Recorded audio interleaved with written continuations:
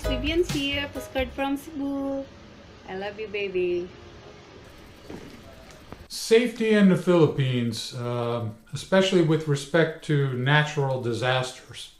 This is a video that some of you guys had asked me about, and especially those of you who are looking at maybe retiring in the Philippines, and we're asking the question, where in the Philippines is a reasonably safe place? You know, I really got to hand it to the Filipino people. They get hammered regularly. I mean, they're just about every conceivable natural disaster can happen in the Philippines. And but they always seem to have a smile on their face, and they dig out and they do what they got to do, and they get back up on their feet and go about living their lives again. So my hat's off to the Filipino, absolutely. So first on the list, we're going to discuss typhoons, and I guess just some general background. I printed out some drawings and some maps. This one is the world, and this is actually a sea surface temperatures map. Okay, and you can see, you know, here roughly is the equator. Okay, a little bit. This is the Philippines over here. This is the United States.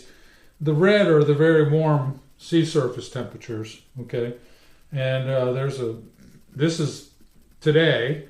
Today is the 30th of September, and so 2016, and it's very warm water right around the equator. Okay, and those storms tend to track.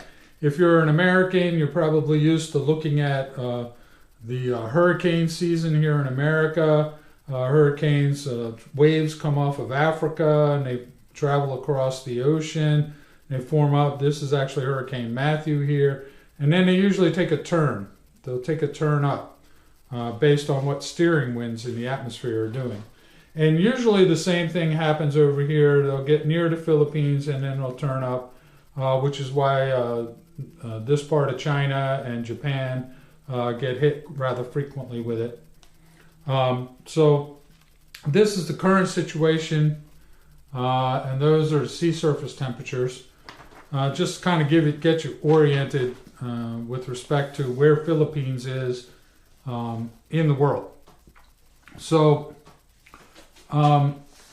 let's take a look, kind of zoom in on the Philippines. This is a map roughly of the Philippines in the three major sections: Luzon, the Visayas with Cebu, which is where Vivian is right now, and then Mindanao in the very far south. Okay, Mindanao in the very far south. So Luzon tends to get hit more, and also Leyte, because Leyte's over on that side, which is towards the west, and these hurricanes often come in and do that. Okay, so Luzon will get dumped on up here, and the Visayas, usually it's in the Leyte region. Doesn't usually, and I say usually because there are exceptions, get into Cebu, where Vivian is right now, and where Vivian and I would like to retire at some point there. Okay, so that's what the Philippines look like from a map perspective. I actually have not experienced any natural disasters during my visits to the Philippines, but I have seen the aftermath of one, and we'll talk about that in a little bit. So this map, and by the way, I'll leave a link to this website in the description below so you guys can check it out for yourself. It's a very, very cool website from this Department of Environment and Natural Resources, the Manila Observatory.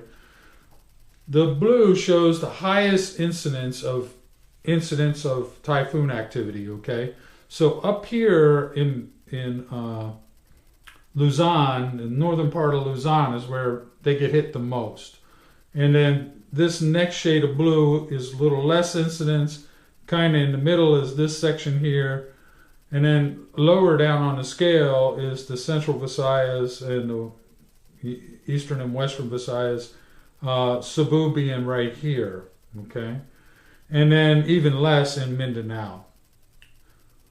So I would say anywhere in this area. Now Mindanao has other issues, but this area is reasonably safe, and I would stay off of the Philippine seaside over here because the storms are tracking from the east to the west and kind of zooming right past there. Okay. The exception to that was one of the more recent. I think it was Yolanda, which is what the Filipinos call it. Haiyan was the international name for a super typhoon that came through. And Haiyan was like a Category 5 hurricane. Basically was super strong. And it did not do the normal turn to the north. It actually swiped straight across. And so there was a lot of damage there in the Visayas as well. Okay. But it was a very big storm and very powerful storm, so basically encompassed almost all of the Philippines. Some of the statistics on Haiyan, Yolanda, 6,300 people lost their lives in that storm. It's a lot. $2 billion in damage was done by Yolanda, and 16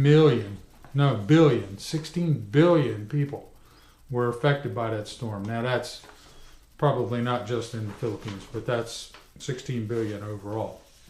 So typhoons happen quite a bit in the Philippines. So some of being able to mitigate the effect of that is knowing where to live. Negros was probably better off, like Cebu, but on that eastern side, Leyte, they tend to get hit pretty hard. And up north in Luzon, they get a lot more storm activity than Cebu does. So I would say that nothing is safe in the U.S. Hurricanes come through, and we even get them in Maryland. And we've had a few over the last 15 years, a couple of storms that have affected us and flooded things and torrential rains and all that kind of stuff, and knocked out power and on and on and on. So these things do happen everywhere. Well, I guess you don't get a hurricane in North Dakota, but they have other problems. So earthquakes. There was just recently in 2013, which was once again before I set foot in the Philippines, on the island of Bohol. Now Bohol is just to the east of Cebu.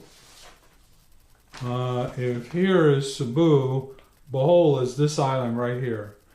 It was a pretty powerful quake. 7.2 magnitude quake, 7.2 on the Richter scale. It actually, and this is a map. This is also from the same site that I'm going to leave the link for, showing earthquake-prone areas, and you can see those big. The larger the red dot here shows you the more intense earthquakes, and these are the ones right here. There's Bohol and there's Cebu. So these earthquakes occurred off to the east of Bohol. Now, a thing to remember is just because the earthquake, the epicenter of the earthquake is near one island, like in this case Bohol, doesn't mean you're not going to feel it on the other islands. You will. And as a matter of fact, I remember my first trip to Cebu. I visited, the normal tourist stuff, Magellan's Cross and the Basilica del Santo Niño. And there was still earthquake damage from that 2013 earthquake in Bohol on the Basilica. So the entire place was shaking. That's for sure.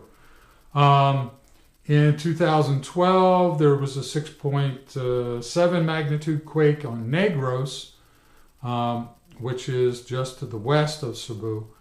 And I'm sure you would have been able to feel that in Cebu as well.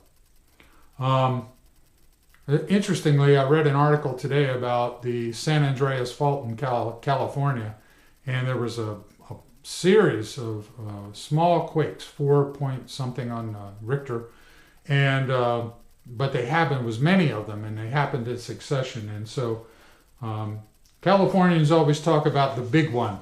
One day the big ones will come. I actually lived in California years ago, right after I got out of the Navy, and I lived in San Bruno up north by San Francisco. So I know what earthquakes feel like. We actually had an earthquake in Maryland maybe between 3 and 5 years ago, something like that. The Philippines is part of what they call the Pacific Ring of Fire, and because of that is why the earthquakes and volcanoes and stuff, and there are a number of volcanoes. This map also from the same website, and once again I'll leave a link for you and you can check it out yourself and look at these. Here are the red diamonds are the active volcanoes, okay, and once again here is Cebu. No active volcanoes actually on Cebu, but there definitely is one over in Negros, okay. There's another one over in Leyte that erupted not too long ago and killed either 64 or 84 farmers that were at the base of the volcano. So there are volcanoes, so I definitely suggest you check this site out and know where these things are. So when you're doing your planning about where you should live, you can look into that, okay? So that's the volcano, and once again, the red ones are the active volcanoes. And last but not least is tsunami. Tsunamis are generally caused by earthquakes. But once again, this same website, this plot shows tsunami-prone areas, okay? And there is a little piece of Cebu that's somewhat prone or likely prone to it.